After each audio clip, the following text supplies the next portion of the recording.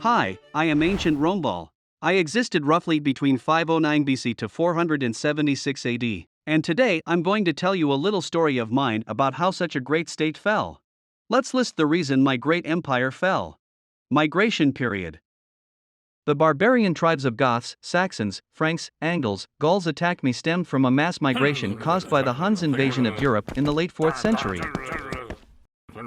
When these Eurasian warriors, Huns, rampaged through northern Europe, they drove many Germanic tribes to the borders of my empire. I grudgingly allowed members of the Visigoth tribe to cross south of the Danube and into the safety of my territory, but we treated them with extreme cruelty. Our officials even forced the starving Goths to trade their children into slavery in exchange for dog meat. In brutalizing the Goths, we created a dangerous enemy within their own borders.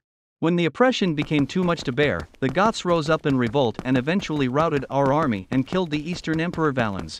Being shocked, we negotiated a flimsy peace with the barbarians, but the truce unraveled in 410, when the Goth king Alaric moved west and sacked me. With the Western Empire weakened, Germanic tribes like the Vandals and the Saxons were able to surge across its borders and occupy Britain, Spain, and North Africa. Weakened empire in the state of political crisis. If my sheer size made it difficult to govern, ineffective and inconsistent leadership only served to magnify the problem.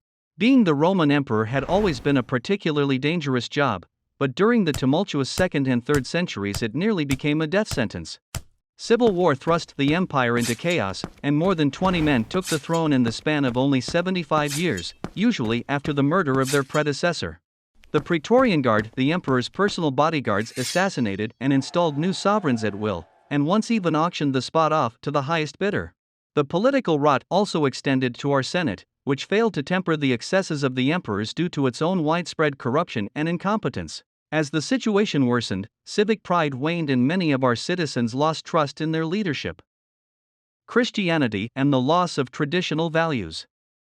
The decline conformed with the spread of Christianity, and some have argued that the rise of a new faith helped contribute to the empire's fall.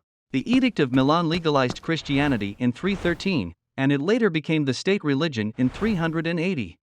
These decrees ended centuries of persecution, but they may have also eroded the traditional Roman values system. Christianity displaced the polytheistic Roman religion, which viewed the emperor as having a divine status, and also shifted focus away from the glory of the state and onto a sole deity. Meanwhile, popes and other church leaders took an increased role in political affairs, further complicating governance. While the spread of Christianity may have played a small role in curbing Roman civic virtue. And that's 3 main reasons my empire fell. I hope these guys made a good lesson out of this. That's all. Goodbye.